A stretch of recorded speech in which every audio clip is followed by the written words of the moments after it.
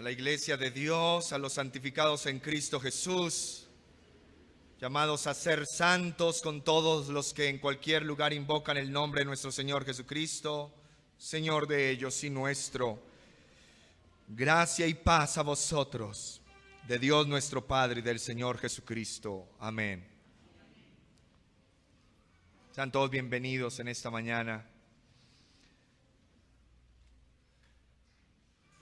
Pues los redimidos de Cristo rinden culto al Señor.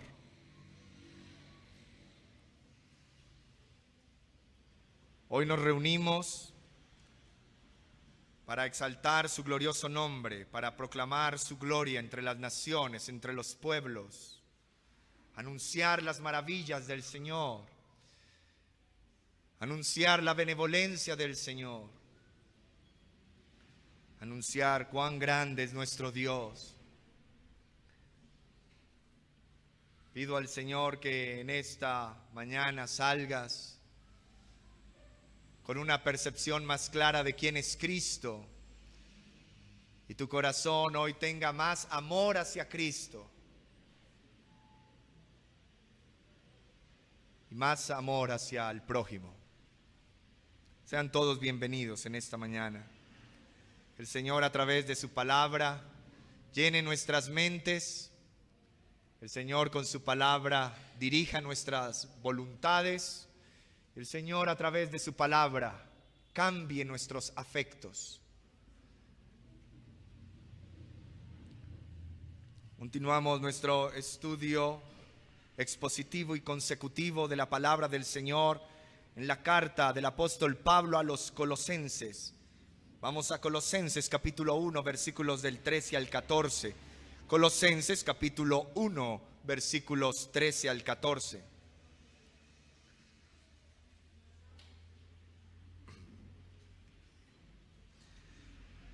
Colosenses capítulo 1, versículos 13 al 14.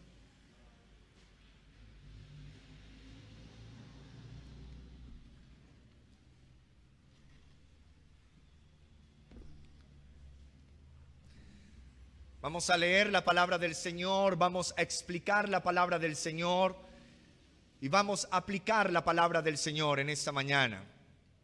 Dios habla a su pueblo a través de la predicación pública de la palabra de Dios.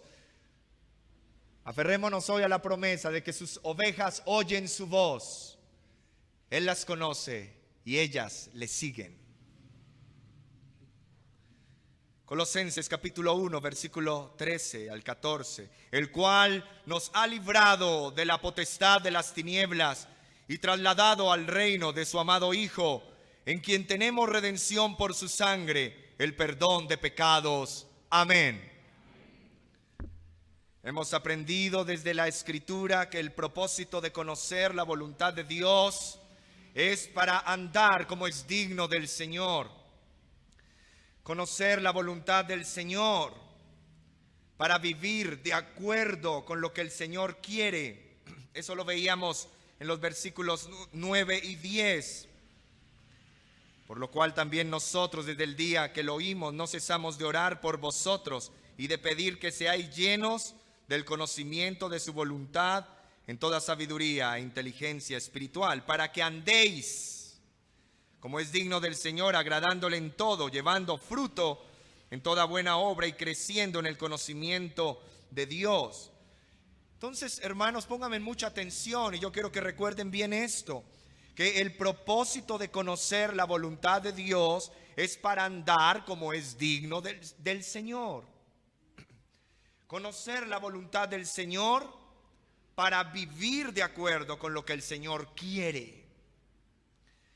¿Saben? Entendemos la voluntad de Dios a través de la palabra de Dios. ¿Cómo entendemos la voluntad de Dios? A través de la palabra de Dios, para vivir de acuerdo con lo que Dios quiere. No tratamos de agradarnos a nosotros, sino agradar al Señor. Cuando el cristiano conoce la voluntad del Señor, busca agradarlo a Él, no complacerse a sí mismo. El creyente verdadero, decíamos, que desea agradar al Señor en todo o en casi todo. No, en todo. El creyente verdadero desea agradar al Señor en todo, dice la palabra de Dios. También el creyente verdadero produce los frutos de toda buena obra. También crece en el conocimiento de Dios. Él desea conocer más y más a su Señor. El versículo 11 declara: fortalecidos con todo poder conforme a la potencia de su gloria, para toda paciencia y longanimidad. El creyente verdadero es fortalecido, escúcheme, poderosamente, gloriosamente. ¿Para qué? Para mostrar paciencia y longanimidad. Por el gran poder de Dios cobraremos nuevas fuerzas y podremos soportar con paciencia todas las dificultades y a todos los adversarios. Hermanos, iglesia, escúcheme, Dios nos dará la gracia de poder permanecer firmes, perseverando valientemente en la labor que Él nos ha encomendado, pacientemente.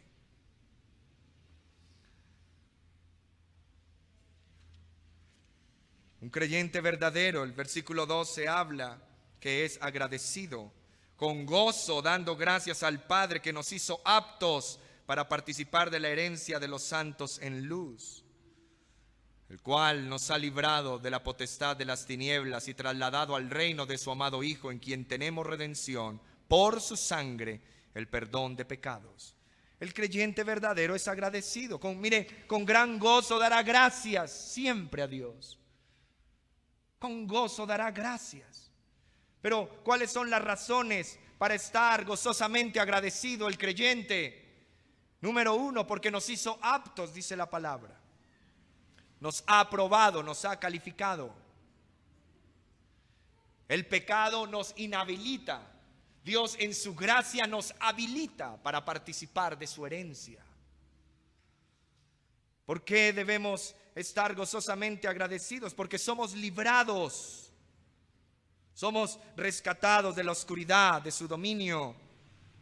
También estamos gozosamente agradecidos porque Él nos trasladó al reino de su amado Hijo. Hemos sido trasladados al reino de su amado Hijo. Es en Cristo y solo en Él que tenemos la garantía de todas estas bendiciones espirituales. Ahora, una clave para vencer el desánimo y la tristeza. ¿Cuántos se han encontrado en desánimo y en tristeza quizás estos últimos meses o estos últimos días o semanas? Una clave para vencer ese desánimo y la tristeza es pensar, escúcheme, desde el Evangelio y a través del Evangelio de la gracia de Dios. Pensemos desde el Evangelio y a través del Evangelio de la gracia de Dios en el pasado. ¿De qué manera? Pensemos en que hemos sido librados de las tinieblas. Él nos ha rescatado. Pensemos en el presente, desde el Evangelio, a través del Evangelio de la gracia. Pensemos en el presente, en que somos aptos para participar de su herencia por su promesa, no por nuestras propias obras de justicia. Pensemos en el futuro desde el Evangelio, a través del Evangelio. Pensemos en que viviremos por siempre en el reino eterno con Cristo, quien por su muerte nos salvó, y dice la Escritura, nos perdonó de nuestros horribles, oscuros y tenebrosos pecados. La obra de redención de Cristo aquí se está resumiendo en los versículos 13 y 14. Y estas son las grandes bendiciones que el creyente tiene en Cristo. Mis hermanos, hoy quiero hablarles de la suficiencia de Cristo. Y aquí en estos versículos 13 y 14 está resumida esa obra de redención en la cual Cristo es suficiente, y estas grandes bendiciones que los creyentes tenemos en Cristo. ¿Saben? En su carta a la iglesia de Colosas, el apóstol Pablo responde los argumentos de algunos creyentes a quienes los falsos maestros estaban engañando. Los falsos maestros vienen, se infiltran en medio de la iglesia y empiezan a engañar y quieren engañar a los creyentes. La controversia en cuestión era acerca de la suficiencia de Cristo, era acerca de la preeminencia de Cristo. La pregunta que surgía: ¿es Cristo suficiente para nuestra salvación? ¿Es Cristo suficiente para la vida? ¿Es Cristo el único camino al Padre o pueden haber otros más caminos? ¿Es Cristo solamente un buen maestro y no más? ¿Es Cristo realmente quien dijo que es? Aun cuando cada creyente se pudiera preguntar esto: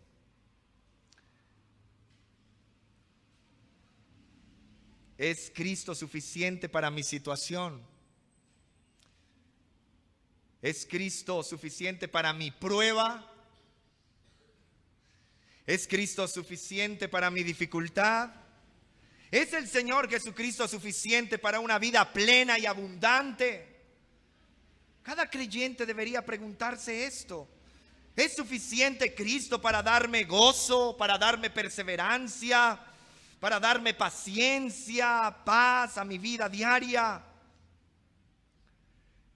La respuesta a estas preguntas, tenlo por seguro que va a determinar el futuro eterno de muchos. La respuesta a estas preguntas va a determinar el vivir aún la vida aquí en este mundo, o mientras esperamos que Cristo regrese. Es determinante responder a la luz de las Escrituras estas preguntas. El error fundamental, y escúcheme con atención, acerca de quién es Jesucristo, el error fundamental es mezclar a Jesús con otras creencias y con otras acciones. Escúcheme. Y esto es bien importante. Y esto era precisamente lo que sucedía en la iglesia de los Colosenses. Y lo que sigue aconteciendo hoy día en muchas iglesias cristianas o aquellas que dicen serlo, es mezclar a Jesús con otras creencias y con otras acciones, con la esperanza de hallar salvación, con la esperanza de hallar esperanza y respuesta para sus vidas. Y esto es algo que sucede todavía, porque cada secta, escúcheme, cada religión en el mundo coinciden en algo: en cómo perciben a Jesucristo el Señor. Ellos lo perciben de una manera y lo mezclan con ciertas creencias y con ciertas acciones. Ellos puedan que crean que Jesús es un medio, escúchenme, es un medio de salvación. No lo perciben como el Salvador o la causa de nuestra salvación, en quien debemos poner nuestra fe. Otros pueden que admitan la historicidad de Jesús como un gran maestro profeta. Dicen: sí, Jesús existió, un grandes enseñanzas, un gran profeta enviado de Dios. Otros descartan por completo la existencia de Jesús. Pero de todas las doctrinas del Nuevo Testamento, una de las que más atacará y estará atacando Satanás con más fuerza es la doctrina de la suficiencia de Cristo. Es la doctrina de la deidad de Cristo, de la preeminencia de Cristo.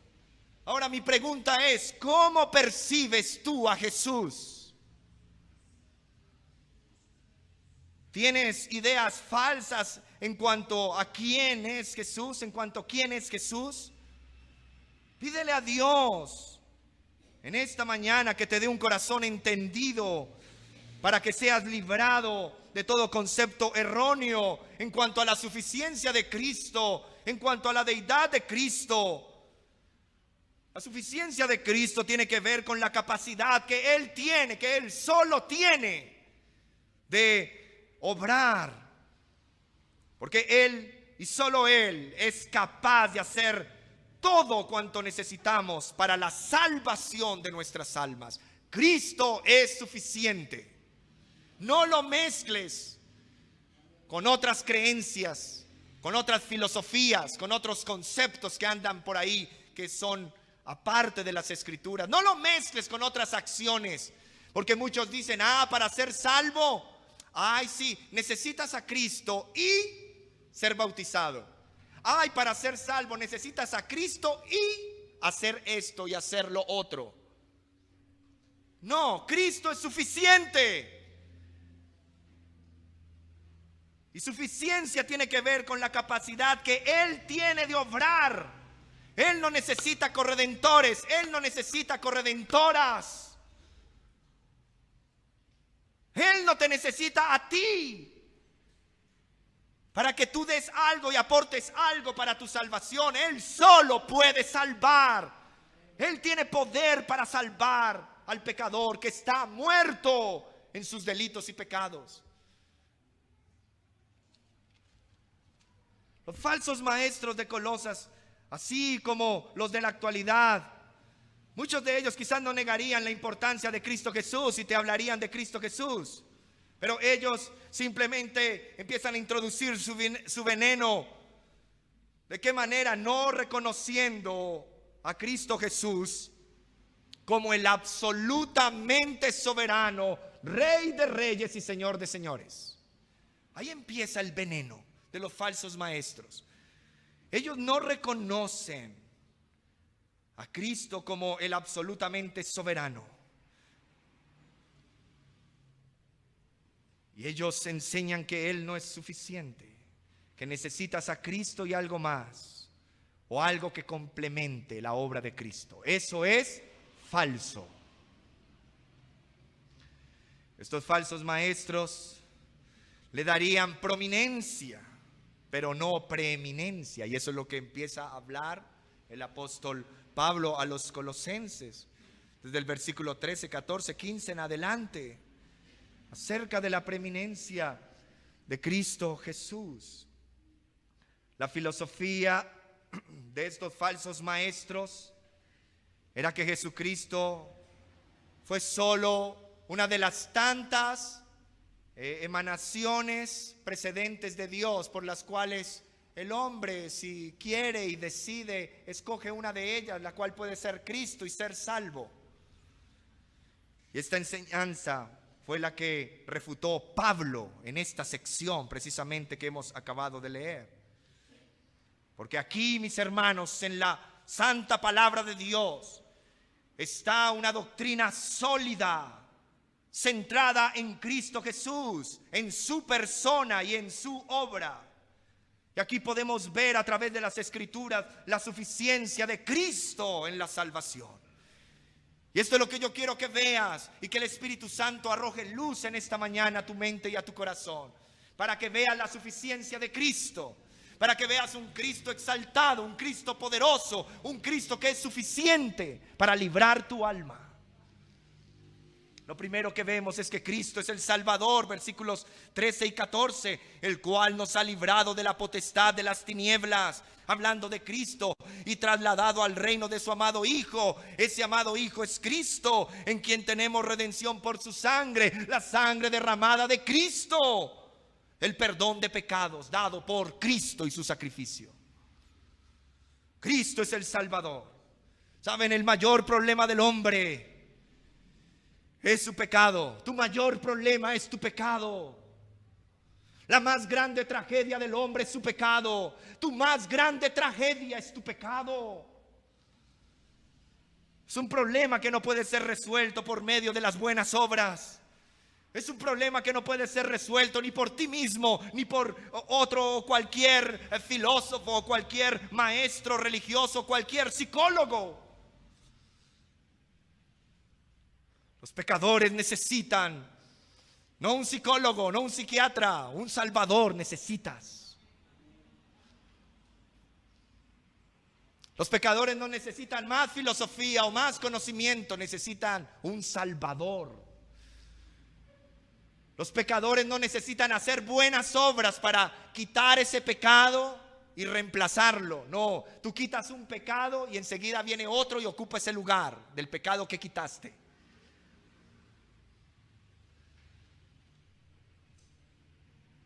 Siempre un pecado reemplaza al otro. Tú te puedes jactar y decir, yo ya no hago esas cosas y me lo propuse por mi fuerza de voluntad. Y quizás es cierto, dejaste de hacer ciertas cosas pecaminosas, pero enseguida vino otra y ocupó el lugar de esa. Porque el pecador a sí mismo no puede cambiarse. El pecador necesita un Salvador. Y en estos dos versículos el apóstol Pablo presenta magistralmente 4 acciones poderosas, 4 acciones salvadoras de Cristo a nuestro favor. Mira a Cristo a través de las Escrituras. Versículo 13, el cual nos ha librado.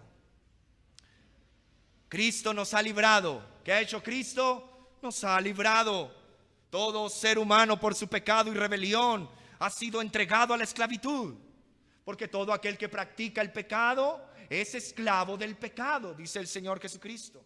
Y todo ser humano por su pecado y rebelión contra su Creador ha sido entregado a esclavitud y es mantenido cautivo por el diablo.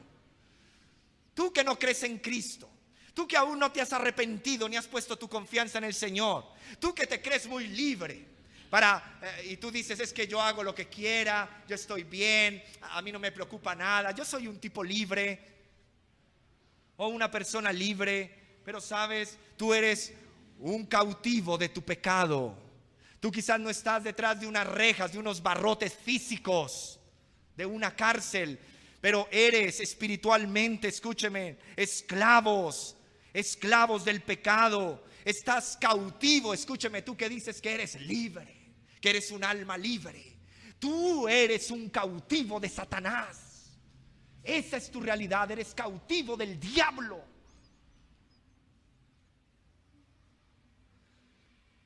Nosotros no podemos librarnos de nuestra propia culpa.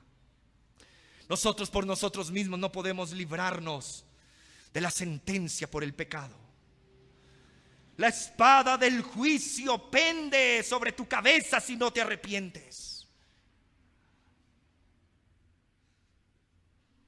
Somos merecedores de la justa ira de Dios. Pero ¿saben algo? Y este es el evangelio, el cual nos ha librado. Cristo nos ha librado. Fue Cristo, no tus buenas obras. Fue Cristo, no tu propia fuerza de voluntad o tu propia decisión o determinación. Cristo nos ha librado. Es Cristo quien nos rescata de la muerte eterna. Por la gracia de Dios, solo por su gracia, Cristo nos rescató de la oscuridad en que vivíamos, esclavos de los vicios, esclavos de las mentiras, esclavos de los engaños, esclavos de la lujuria, esclavos del robo, esclavos de la idolatría, esclavos de las enemistades, de la ira, del rencor. Esclavos éramos. Pero por la gracia de Dios, Cristo nos libró de la oscuridad en que vivíamos. Él nos libró, es Cristo. No un concepto, la persona y la obra de Cristo. No una idea que aprendiste, Cristo. Él mismo nos libró de nuestra miserable condición de pecadores. Porque merecíamos el castigo, éramos merecedores todos en esta sala, todos. Merecedores del castigo eterno. Éramos esclavos impotentes, sin esperanza, encadenados en la prisión de Satanás por nuestros pecados, hasta que vino el conquistador Jesucristo para rescatarnos. Él es el gran conquistador, Cristo, quien nos ha rescatado. Cristo, con su muerte sustitutiva en la cruz del Calvario, nos ha librado del castigo eterno. ¿Crees en Jesucristo, el Señor? Pon tu confianza solo en Él y en su obra, y Él te librará. Solo su obra redentora nos liberta del estado de desdicha en que nos encontrábamos. Él nos libra del pecado. Él nos libra de la muerte eterna. Él nos libra del diablo. Lo segundo que vemos allí, Cristo nos ha trasladado. No solo nos ha librado, sino nos ha trasladado, el cual nos ha librado de la potestad de las tinieblas y trasladado al reino de su amado Hijo.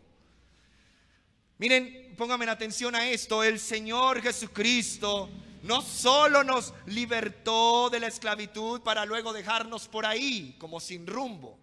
Nos hizo libres y nos dejó por ahí. No. Él nos libertó y Él nos tomó y luego nos transportó hasta su propio reino de luz. Nos arrancó del reino de las tinieblas y nos trasladó al reino de su amado Hijo Jesucristo. Hemos sido trasladados al reino de Cristo. El Padre Celestial, escúcheme, ha dado el reino a su Hijo amado, a su Hijo de complacencia. Él ha dado el reino, el Padre ha dado el reino al Hijo como una expresión de su amor eterno hacia su Hijo de complacencia. Por eso todos aquellos que el Padre llama, todos aquellos que el Padre salva por medio de Cristo, son el regalo, escúcheme, del Padre a su Hijo. Los redimidos son el regalo del Padre a su Hijo Jesucristo. Es el reino que se lo ha dado. Y los súbditos de ese reino, los salvados, tú y yo que hemos puesto nuestra confianza en Jesús, son el regalo del Padre a su Hijo. Qué maravillosa verdad. Ahora los que Él ha escogido, ahora los que Él ha llamado, los que Él ha regenerado, los que Él ha justificado, Él los ha trasladado con todo su poder al reino de Cristo. ¿Quién puede hacer eso? Nadie. ¿Qué método puede lograrlo? Nada. ¿Qué ritual religioso puede hacerlo? Nadie. ¿Qué penitencia? Algunos que hablan de penitencias deben pagar para ser arrancados de un reino y ser trasladados al otro. ¿Quién puede hacerlo? Nadie. Solo en la potestad de Dios está el hacerlo y el trasladar a aquellos que ha salvado al reino de Cristo. Y los ha puesto en el reino de Cristo, escúcheme, bajo el cuidado y la protección y la autoridad del Señor Jesucristo. Eso es estar en el reino de Dios, estar bajo su cuidado, bajo su protección y bajo la autoridad de el Señor. Él es el Señor, Él es el único Señor. Él es el Señor de su pueblo. Él es el Señor de la iglesia. Él es el Señor a quien debemos rendirle tributo. Su pueblo redimido somos los súbditos en el reino. Y estamos sometidos a la orden, a la palabra y a la autoridad del Señor de señores. Humíllate ante el Señor de señores. Dóblate ante Él y reconócelo, porque Él te ha trasladado. El Dios que había liberado al pueblo de Egipto, Dios que liberó a su pueblo de Egipto, al pueblo de Israel en Egipto. ¿Qué hizo Él? Él los sacó de la esclavitud. Aunque los hizo pasar por el desierto, Él los llevó a la tierra prometida, la cual era su herencia. Dios nos saca, Dios nos libra, para luego trasladarnos e introducirnos en esa nueva vida en Cristo, quien es nuestra herencia. ¿Puede haber otra herencia más grande que Cristo mismo? ¿Puede haber un tesoro más grande, más extraordinario, más precioso que Cristo mismo? Cristo es nuestra herencia. Cristo y su vida eterna. Cristo y su vida abundante es nuestra tierra prometida. Es Él. Él nos sacó de la aturdidora esfera de deseos perversos en las que vivíamos, de apetitos egoístas en los que nos movíamos. Él nos trasladó al bienaventurado reino de los anhelos santos en Cristo. Ahora anhelamos a Cristo. Ahora deseamos a Cristo. Ahora queremos la palabra de Cristo. Ahora queremos tener comunión en oración con Cristo Jesús, Señor nuestro. Lo tercero, Cristo nos ha redimido, en quien tenemos redención por su sangre. Él pagó un rescate. Esta palabra redención significa pago por un rescate. Y lo que Cristo hizo en la cruz del Calvario fue pagar un rescate. Nuestra libertad, escúcheme, es el resultado de un pago que Cristo realizó. Alguien pagó por ti. Algo que tú no podías pagar, ni con todas tus buenas obras, ni con todos tus buenos comportamientos, ni con todas las virtudes que dices tener por ti mismo. No podrías haber pagado. Y Cristo pagó un rescate. Él pagó nuestra libertad. Es un resultado de un pago. Nuestra vida estaba perdida a causa del pecado. Escúchenme con atención, jóvenes, niños. Nuestra vida estaba perdida a causa del pecado, pero fuimos rescatados por el derramamiento de la sangre de Cristo. La Biblia dice en Efesios 1:7, en Él tenemos redención mediante su sangre, el perdón de nuestros pecados según las riquezas de su gracia. Efesios 1:7. El precio del rescate fue su sangre. Su sangre. Su sangre representa la vida de la carne en la sangre está. Él entregó su vida. El precio del rescate tuyo y mío, iglesia, fue la sangre preciosa de nuestro Señor Jesucristo. El dinero no podría comprar esta salvación. Quizás el dinero podría comprar la libertad de los esclavos. Y de hecho muchos pagaban para que el esclavo quedara libre. El dinero podría comprar la libertad de los esclavos. Por lo tanto, en Cristo, en Él, esto es mediante la fe en su sacrificio, en su sangre, tenemos redención plena y libre en Cristo. Y por consiguiente, esta redención es la libertad de la maldición. Cuando Él paga con su sangre nuestro rescate, nos libra. ¿De qué? De la maldición por el pecado. Cuando estamos esclavos del pecado y cautivos de Satanás, estamos malditos. Y estamos bajo maldición. Pero en esta redención somos libres de la maldición. Gálatas 3:13 dice, así la palabra de Dios, Cristo nos redimió de la maldición de la ley, habiéndose hecho maldición por nosotros, porque escrito está, maldito todo el que cuelga de un madero.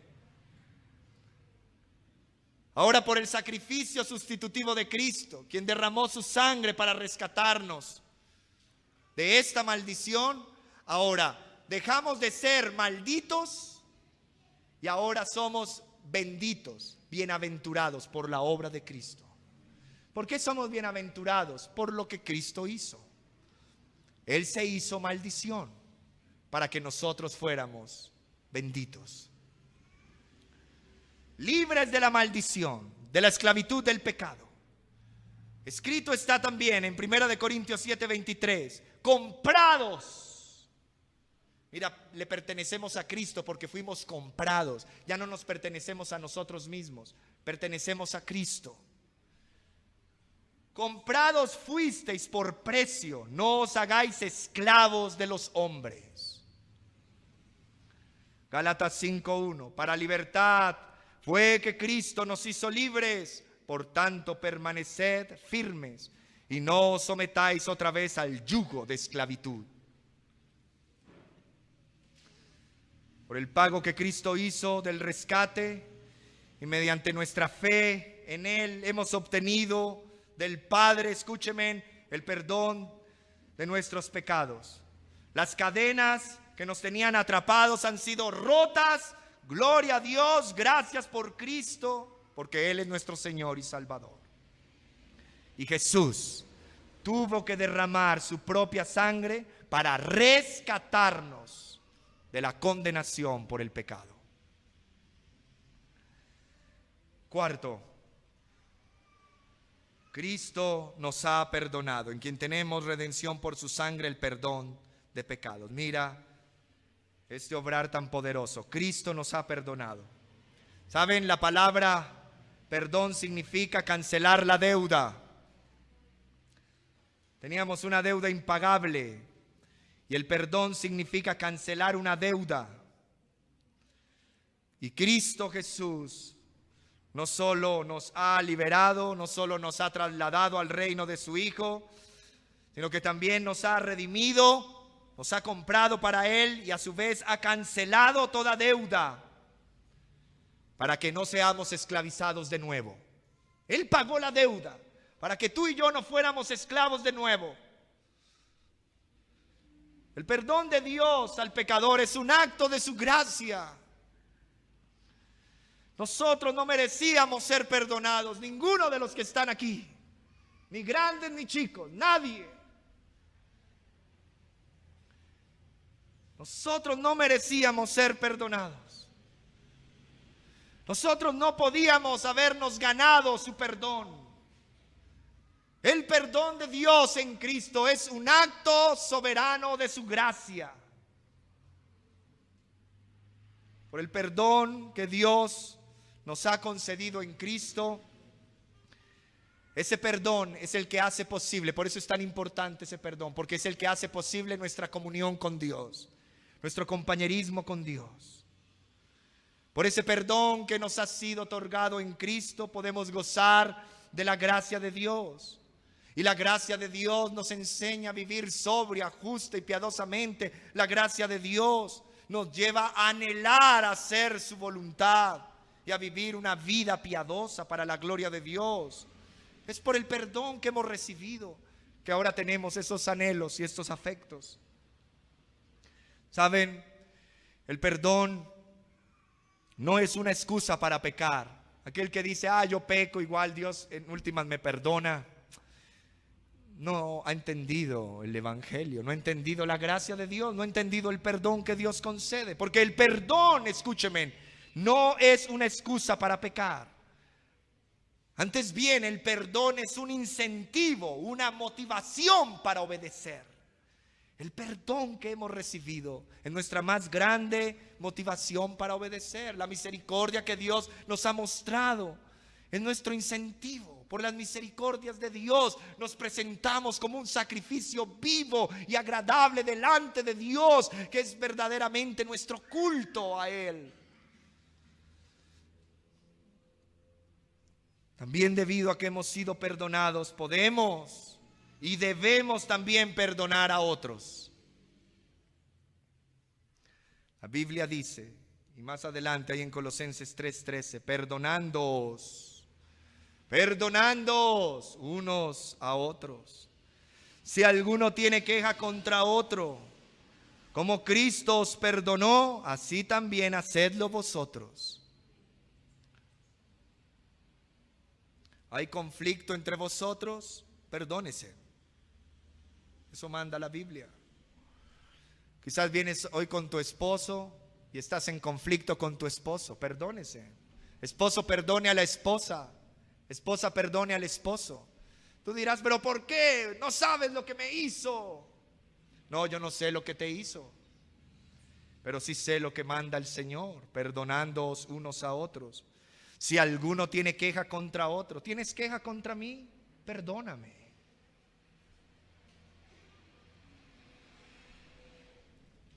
Tengo queja contra ti, te perdono. Así como Cristo os perdonó, también hacedlo vosotros. En conclusión, Jesucristo, el Señor, es suficiente en la salvación. Mira todo lo que Él hace. Nos libra, nos traslada, nos redime, nos perdona. ¿Quién? Cristo. Él es suficiente. Él es suficiente en la salvación de los hombres. Nadie más podría redimirnos, nadie más podría perdonarnos, nadie más podría trasladarnos, nadie más podría liberarnos y hacerlo completamente por gracia. Todo con base a su sacrificio en la cruz del Calvario. Hay uno que paga la deuda por su pueblo. Hay uno que ocupa el lugar del pecador. Y este es Cristo. Su sacrificio expiatorio es sustitutivo. Ocupa el lugar del pecador. Lleva sobre sí la culpa de su pecado. Y a la vez el pecador que pone su confianza en Jesús, le es imputada la justicia y la obediencia de Jesús a su cuenta. Y ahora Dios lo ve a través de un manto de justicia que ha sido puesto por Cristo y es aceptado como hijo de Dios. Fue necesario que se derramara la sangre del Cordero de Dios para ser libertados, para ser trasladados, redimidos y perdonados por gracia. Damos gracias al Señor por salvarnos a través de su amado Hijo, el Señor Jesucristo. Amén. Porque por gracia sois salvos por medio de la fe. Y esto no es de vosotros, pues es un don de Dios, no por obras, para que nadie se gloríe. Cristo es suficiente. Ven a Él en arrepentimiento y fe en esta mañana. Para ser aceptados por Dios, debes admitir en esta hora que eres pecador, que has quebrantado la ley de Dios, que has sido rebelde contra tu Creador. Y niégate a seguir confiando en lo que puedes hacer. No confíes más en tu religión, no confíes más en tus buenas obras, no confíes más en tus méritos o tus virtudes personales o en tus propias obras de justicia. Te estás autojustificando y estás rechazando a Cristo. Niégate a seguir confiando en lo que puedes hacer. Pon tu fe, pon tu confianza en la persona y en la obra del Señor Jesucristo. Pon tu fe en el Señor como tu Salvador, creyendo que cuando Él murió en la cruz y derramó su sangre preciosa, pagó con su vida el precio completo por tus pecados, por mis pecados. Él los pagó en la cruz. Este es el evangelio de la gracia de Dios en Cristo. Cristo es suficiente. Vengan a Cristo. Vengan a Cristo. No les estoy pidiendo matricúlense en nuestra denominación, porque no tenemos denominación. Estoy diciendo vengan a Cristo, porque tu denominación no te salva. Tu religión no te salva. Tus ritos religiosos no te salvan. Mahoma no te salva. Buda no te salva. Hare Krishna menos. Dalai Lama sí que peor. Nadie. Ningún sacerdote, ningún pastor. Ninguna ofrenda tuya monetaria, ningún diezmo te salva. Muchos piensan que dando el diezmo se libran de la maldición que habla Malaquías. Ni siquiera entienden Malaquías. Solo tú te salvas, no por diezmar. No es que te salvas de la maldición, te salvas de la maldición creyendo en Cristo, quien se hizo maldición por ti.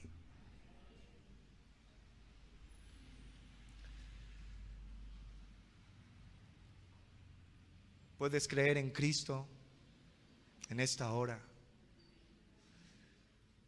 podamos decir como aquel hombre de Dios: nada traigo en mis manos, solo a tu cruz me aferro.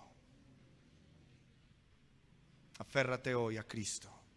Oremos.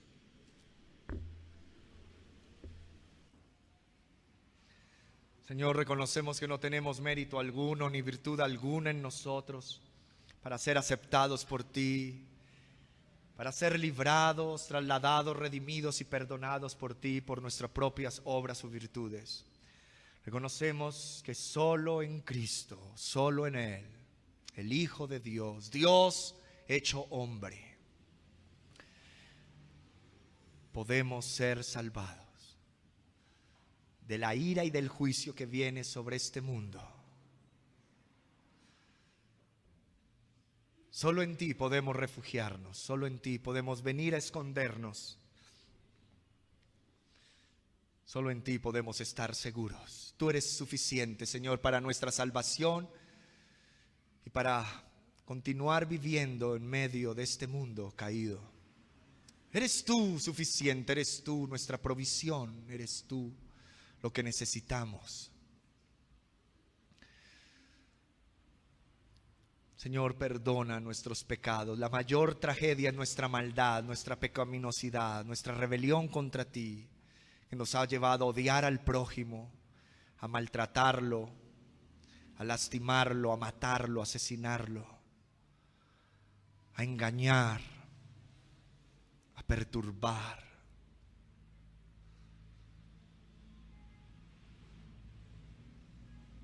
Perdona nuestros pecados y nuestras maldades, Señor. Mira aquellos entre nosotros que aún no han sido salvados, tú los conoces.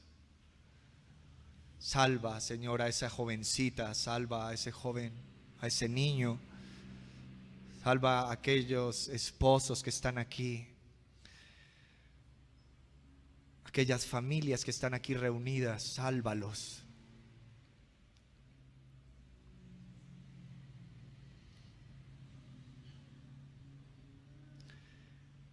Que ellos hoy reciban luz y sus oídos sean abiertos y escuchen el llamado a la fe en Cristo, al arrepentimiento de sus pecados. Y añade a tu iglesia los que han de ser salvos. Te lo pedimos en el nombre de Cristo Jesús. Amén.